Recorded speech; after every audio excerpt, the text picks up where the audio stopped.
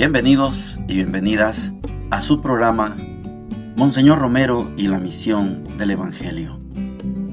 Un programa que lleva dos objetivos: conocer a Monseñor Romero y estudiar la Sagrada Escritura con un juicio crítico desde la teología de la liberación. Cada día tendremos un encuentro con Monseñor Romero y con el Dios de Jesús.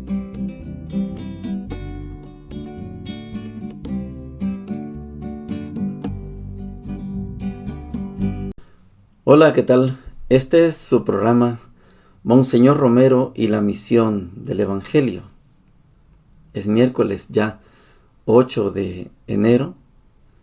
Estamos avanzando en esta semana de transición hacia el tiempo ordinario y creo que estamos aprendiendo bastante de esta transición, sobre todo porque estamos pasando de aquel niño Jesús al hombre Jesús, al grandote, como lo presenta Juan, como lo ha presentado Mateo.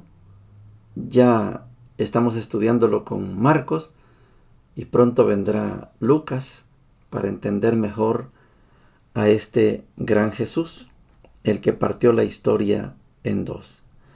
En la primera parte ya terminamos la dimensión humana de la familia y hoy vamos a la dimensión trascendente y religiosa.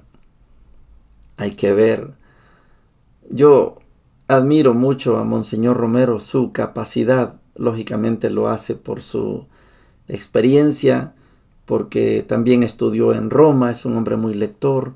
Se cuenta que él tenía una biblioteca privada de 2000 libros. No es poquito para una persona tener 2000 libros. Pero también porque a Monseñor le asiste el Espíritu de Dios. Y estas enseñanzas que nos da, de verdad que son formidables. No digo que están ocultas porque hemos escuchado estas homilías en otro momento, sino cómo Monseñor logra darle una interpretación a cada pasaje. Hoy estamos en la dimensión trascendente y religiosa y habla de verdad que el hijo, la mamá, el papá, en la familia verdaderamente hacen un culto. A mí no se me hubiera ocurrido, pero a él sí. Verdaderamente hay un culto. Y ese culto lo eleva a una categoría de divino. Y esto es maravilloso. Oigamos a Monseñor. Nos fijamos ahora en otro aspecto que en cierto modo interesa más a esta meditación: la dimensión religiosa y eclesial. Dos cosas. Miremos el cuadro pintoresco de Cristo en los brazos de su mamá, que va también amparada por su esposo, y van al templo a cumplir un rito.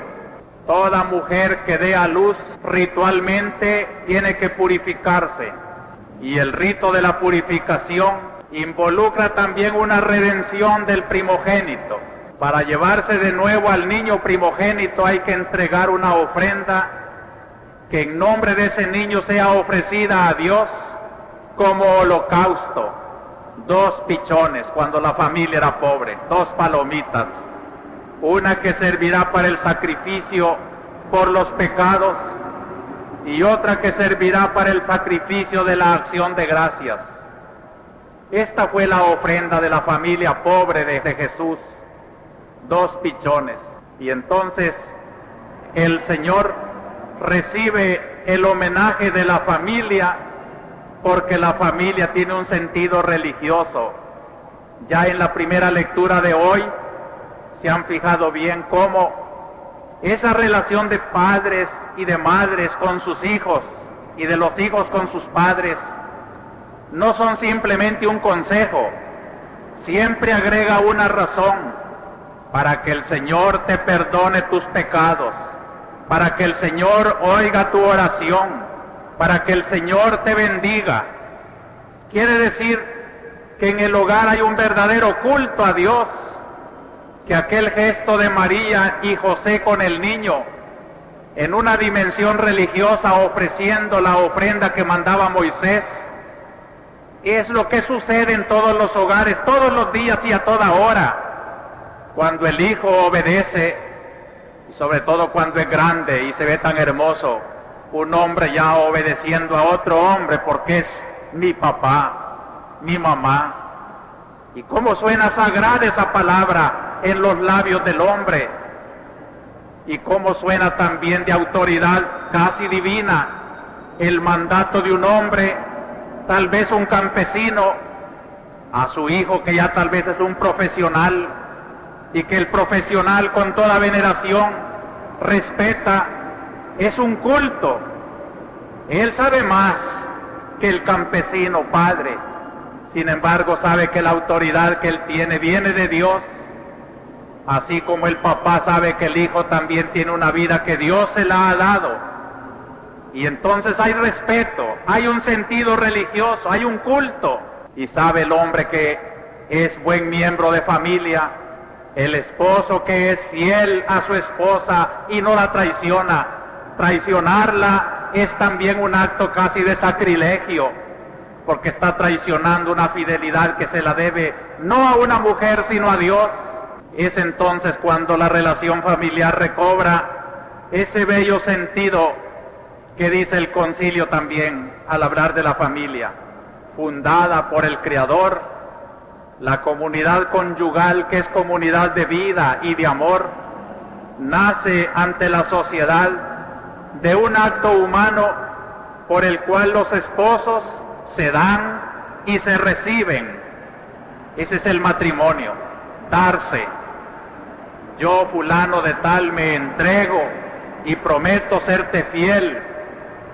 Yo, fulana de tal, te recibo y me entrego.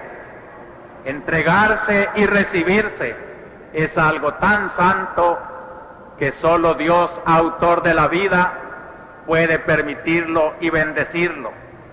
De allí nace la sociedad de los esposos, como una institución confirmada por la ley divina, de tal manera que ya se puede decir, lo que Dios ha unido, el hombre ya no lo puede separar. El sentido religioso no está para inventar las leyes a su antojo y tener relaciones a su gusto, y ninguna autoridad puede poner tampoco condiciones ni imponer situaciones de pecado.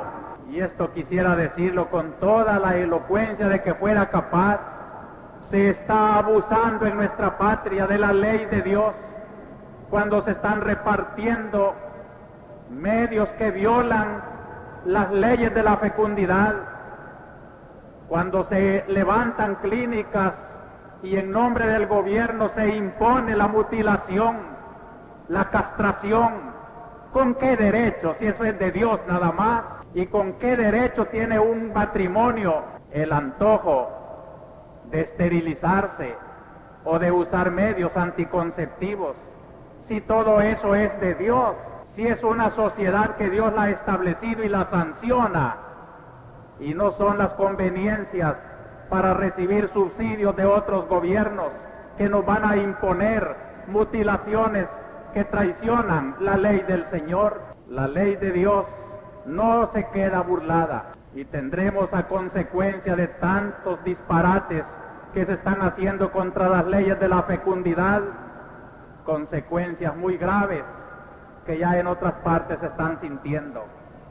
Dicen que en Estados Unidos ya no venden pastillas, pero las mandan para América Latina. Aquí que se arruinen las mujeres.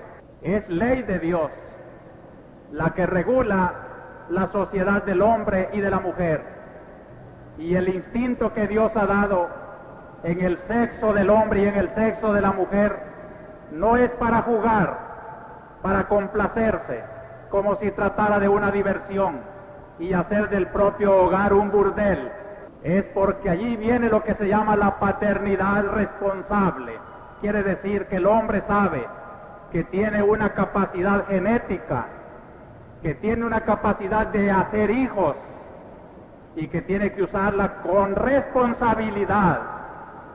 y que la mujer sabe también que puede engendrar, pero que tiene que ser responsable y no atropellando las leyes de la naturaleza, sino conforme a las leyes del Creador. Y mucho menos, queridos hermanos, esta semana cuando celebrábamos en la antigua Cuscatlán el Día de los Inocentes, pensaba cuántos inocentes también hoy son muertos por las leyes del aborto, que ya viven en las entrañas de su madre. Se ciega las fuentes de la vida, y la sociedad conyugal, la familia, hecha para ser espejo de la ley de Dios, para ser reflejo de su ternura y de su fecundidad, para que los niños que allí nacen se sientan de veras acogidos con amor y no como algo que se bota y que se estorba, sea de veras el Día de la Sagrada Familia un reclamo con amor de verdad, porque hablamos a una institución del amor. Que sepan hacerse dignos de ese amor que tienen que reflejar en la tierra. Podemos o no estar de acuerdo con Monseñor Romero. Solo quiero recordarles que está hablando el arzobispo de la Arquidiócesis de San Salvador, fiel obispo a la línea del Papa y sobre todo en aquella encíclica que se llama Humane Vitae, que significa la vida humana, y cómo ahí se hace un compendio de una lucha contra los anticonceptivos. Son palabras de Monseñor, son palabras del arzobispo, son palabras de la Iglesia, y jamás se va a estar de acuerdo, por lo menos no hay señales de que la Iglesia cambie su postura, jamás se va a estar de acuerdo en el uso de los anticonceptivos. La Iglesia tiene su propia visión sobre los embarazos no deseados, sí, hay una visión, pero jamás caminar al aborto, jamás caminar al matrimonio igualitario, jamás caminar hacia la eutanasia, que es, digámoslo así, el adelantar el momento de la muerte. Jamás, la Iglesia no está en eso. Por eso el Papa, ahora en la Jornada Mundial por la Paz, el 1 de enero, hizo 3 peticiones al mundo. El primero es la condonación de la deuda externa. Otro es la eliminación de la pena de muerte. Y la tercera es la reducción de los gastos militares. Bueno, ahí está tácita el clamor, la petición sobre el no al aborto.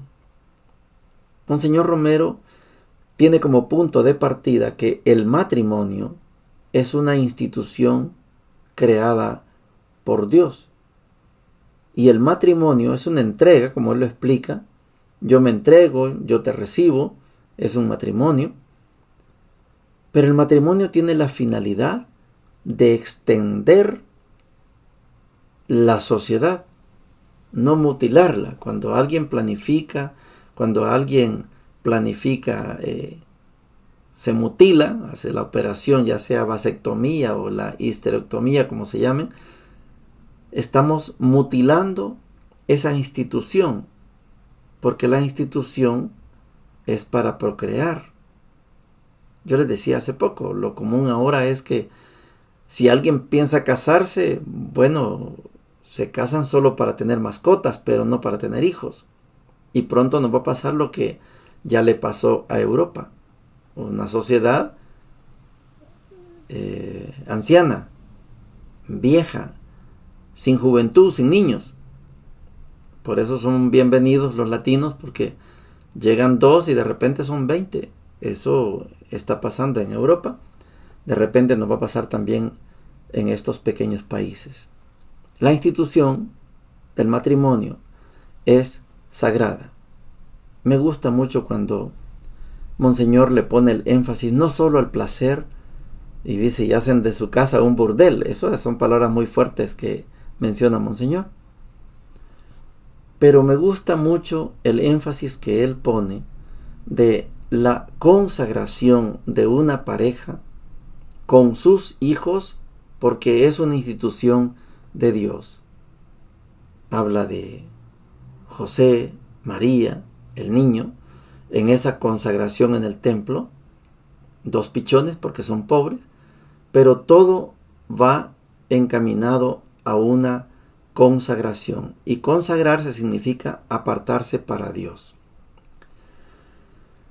Vamos a estudiar más adelante en esta dimensión trascendente piezas muy fundamentales del matrimonio, como lo es el matrimonio como célula social, como núcleo de la sociedad.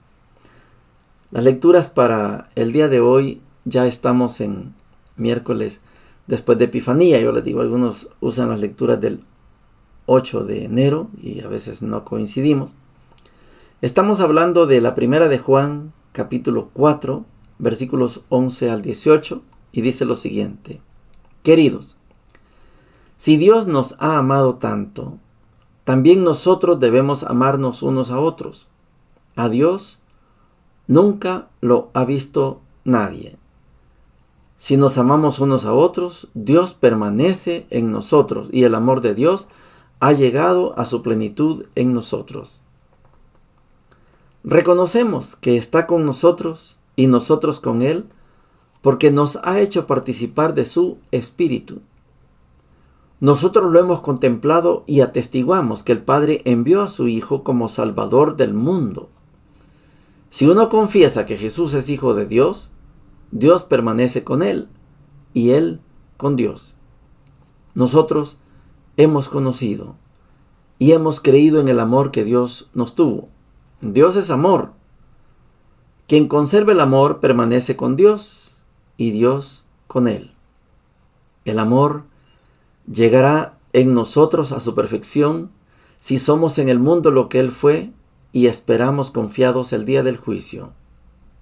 En el amor no cabe el temor, antes bien, el amor desaloja el temor, porque el temor se refiere al castigo, y quien teme no ha alcanzado un amor perfecto. Palabra de Dios, te alabamos, Señor. No sé en qué estaba pensando San Juan o el cuerpo juánico, estos que escribieron el Evangelio, las 3 cartas de San Juan y el Apocalipsis. Porque en estas palabras que hemos leído hoy hay un cambio radical en la concepción de Dios. Primero, ya decíamos ayer, el amor no consiste en que nosotros hemos amado a Dios. No, Él nos amó primero. Nos envió a su Hijo y hoy lo ratifica. Pero al mandarnos a su Hijo, este Hijo nos dio su voluntad, que nos amáramos los unos a los otros. Y con eso es suficiente, porque el que ama está con Dios. El que no ama no conoce a Dios. A Dios nunca lo ha visto nadie, pero al amarnos damos a conocer a Dios. Esta es una gran verdad. Los que tuvieron la dicha de andar con Jesús, vieron a Jesús.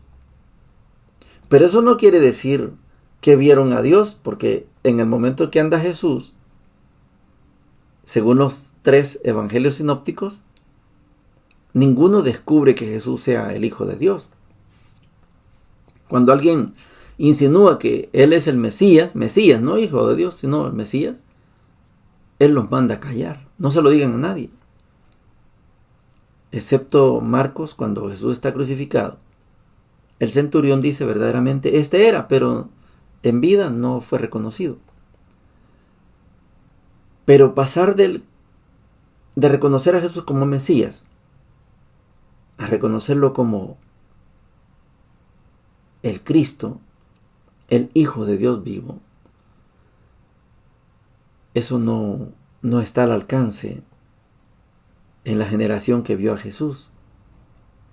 San Juan, el Evangelio, las cartas, el Apocalipsis, todo fue escrito allá por el año 94 hasta el 98.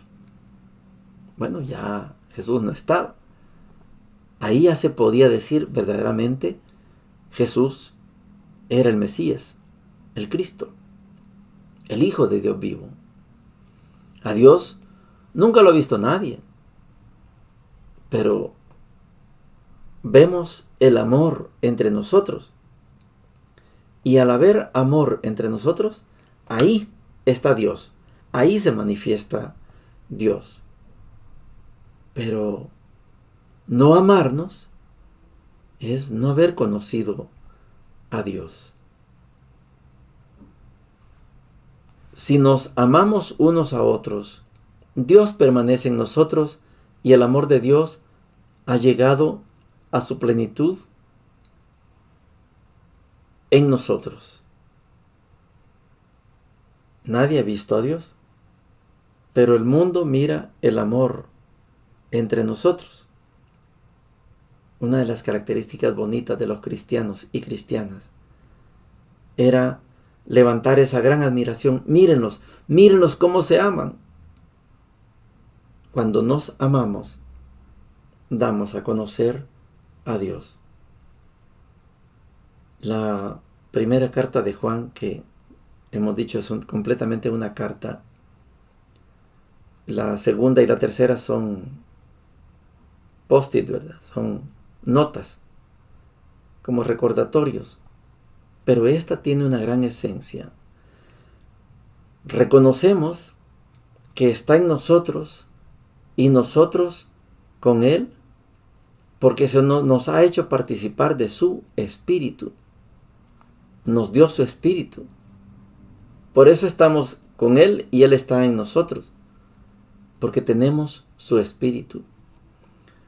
Nosotros lo hemos contemplado y atestiguamos que el Padre envió a su Hijo, no al Mesías judío, envió a su Hijo, esto es Juan, como Salvador del mundo. No solo del mundo judío, no, Salvador del mundo, de todo el mundo.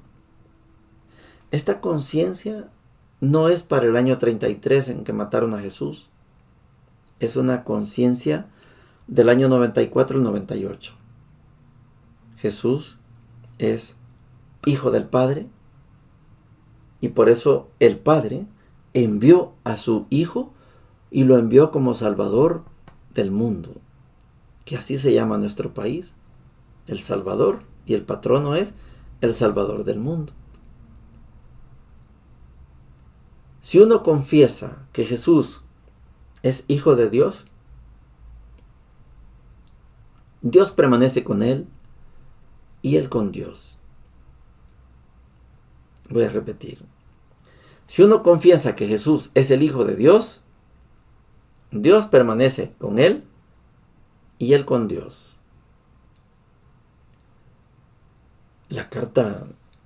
Esta primera carta de Juan, capítulo 4, estamos en los versículos 11 al 18, tiene una profundidad que ninguno de los sinópticos se le puede comparar a esta carta. Todas las cartas de San Pablo no se le pueden comparar. Me atrevo a decir que las cartas apostólicas, Pedro, Santiago, Judas, tampoco, porque esta tiene una dimensión, lógicamente, proveniente del Evangelio de Juan, que es completamente diferente. Pero llegar a concebir a Jesús como Hijo de Dios, esta es otra dimensión. Cuando Pedro, en el capítulo 16 de Mateo, le dice, tú eres el Mesías, el Hijo de Dios vivo. Y Jesús le dice, y tú eres Pedro, y sobre esta piedra edificaré mi iglesia. Hasta ahí, Jesús es reconocido como Mesías. Y Mesías es hebreo, que en griego se dice Cristo y en español se dice ungido. Pero esto que está diciendo la primera carta de Juan no tiene nada que ver con el Mesías judío. Esta es otra dimensión. Nosotros lo hemos contemplado y atestiguamos que el Padre envió a su Hijo como Salvador del mundo. Si uno confiesa que Jesús es Hijo de Dios, Dios permanece con él y él con Dios. Los cristianos y cristianas, al vivir el amor, están diciendo conocemos a Dios. El que no vive el amor, como Dios es amor, si no experimenta el amor, entonces no tiene nada que ver con Dios. Es fuerte la primera carta de Juan. Quien conserva el amor permanece con Dios y Dios con él. El amor llegará en nosotros a su perfección si somos en el mundo lo que Él fue y esperamos confiados el día del juicio. Si nosotros somos y hacemos lo que hizo Jesús, somos de Dios. Y no importa que venga mañana, pasado o esta noche el juicio. Si vivimos el amor, estamos listos, somos de Dios. Pero si alguien vive el temor, tampoco conoce a Dios. Porque el temor es al juicio. Y quien anda pensando en el juicio no es de Dios. ¿Cuántas predicaciones escuchamos? Que el Señor tiene el libro de la vida y tiene apuntado todos mis pecados. ¿Quién? Bueno, muchos creen que así es la historia. No. Si yo aprendo a vivir el amor, no debo tenerle miedo al juicio. Porque si vivo el amor, yo soy de Dios, permanezco con Él y Él permanece conmigo. Y entonces, ¿y el temor? No, el amor ahuyenta, elimina el temor. Pero si usted se queda en el temor, vamos a decirlo de esta manera, usted está en el Antiguo Testamento. No ha llegado al momento de la gracia que describe la primera carta de Juan. Vivir el amor es reflejar a Dios. Vivir el amor es decir, Dios existe. No es fácil. Y vamos a seguir todavía con la carta de Juan hasta el día sábado, primero Dios. El Evangelio de hoy está tomado de Marcos capítulo 6, versículos del 45 al 52, y dice lo siguiente. Enseguida, obligó a sus discípulos a que se embarcaran y lo precedieran a la otra orilla, a Betsaida, mientras él despedía a la gente.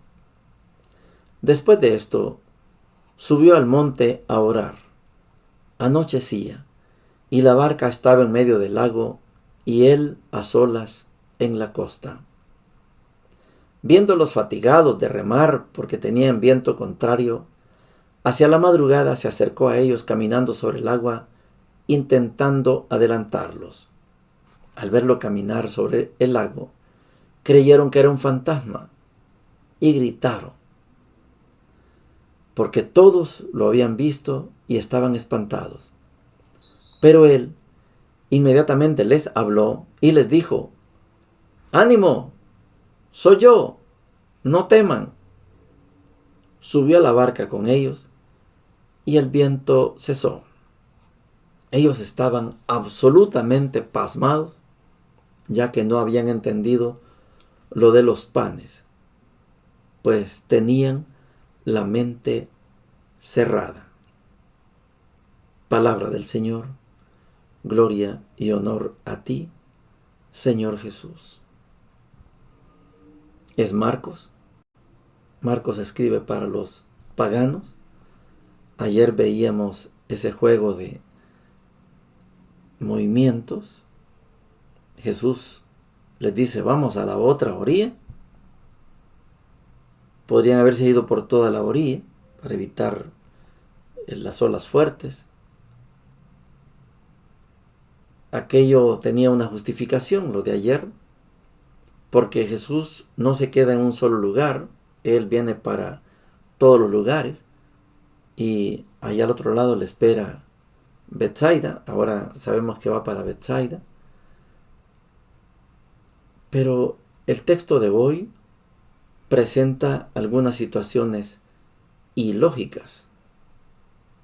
Primero, los obliga a adelantarse en la barca.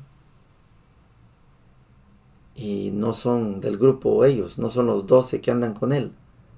¿Cómo aceptan dejarlo solo? No digo que sean guardaespaldas de Jesús, pero no tiene lógica que Jesús los obligue y que van remando, viento en contra, dejando al maestro allá. Esto no suena lógico. Pero vamos a decir que Jesús tenía razón y Jesús sabía lo que iba a hacer. Después, Jesús los manda y él tranquilamente se dedica a orar en el monte. Cuando ya es de madrugada, han remado la noche, cuando ya es de madrugada, él camina sobre el agua y los está sobrepasando. Decíamos ayer, el lago, en este caso Genesaret o el mar de Galilea, por ser del tamaño que es, los pobladores creen que ahí hay monstruos marinos, que hay fantasmas, y cuando miran a Jesús caminar sobre el agua, ellos creen, lo normal, que son fantasmas. Pero Jesús está ilógicamente tratando de sobrepasarlos, de rebasarlos a ellos. No iba con la intención de alcanzar la barca. Hubiera sido lógico que lo dejen allá, él camine sobre el agua, se suba a la barca y cuando ya está dentro, hola, ¿qué tal? Y pues sí, pero caminar a la par en un ambiente donde la gente cree en monstruos marinos y cree en fantasmas, lo primero es un fantasma. Pero cuando les dice, ánimo, soy yo, y se sube la barca y la tormenta calmó. El viento en contra ya no existe. Ahora pueden remar con tranquilidad. Pero hay un detalle que Marcos, escribiendo para los paganos, cuando describe que la tormenta se calmó, igual que ayer, tenemos que tomar en cuenta que es una manifestación de Dios sobre los fantasmas, sobre los monstruos marinos, sobre cualquier manifestación del mal. Pero aquí hay un problema. Ellos estaban absolutamente pasmados. No entienden nada. Jesús ha hecho una multiplicación de los panes y ellos no entienden nada. No habían entendido lo de los panes. Y si no entienden lo de los panes, ¿qué van a entender? Si no entienden este gesto de que Dios está sobre los monstruos y sobre los fantasmas, que apenas pone sus pies en la barca, el agua se calmó. ¿Qué es lo que van a entender? Es que Marcos, en todo el Evangelio, Marcos, como escribe para paganos, y los discípulos son judíos, tiene que intentar hacer quedar mal a los 12. No entienden nada, tienen la mente cerrada, no entienden lo de los panes, ellos creen que Jesús es un fantasma, no entienden nada. Y el pagano que está leyendo el Evangelio dice, ¿por qué no entienden estos? Si yo que soy pagano lo entiendo. Este es el objetivo del Evangelio de Marcos. Vamos a seguir estudiándolo en adelante porque Marcos tiene intención de que el pagano se sienta bien leyendo, porque el pagano sí comprende que Jesús es el Hijo de Dios. Bendiciones para todos y para todas. hemos presentado Monseñor Romero y la misión del Evangelio. Hasta la próxima.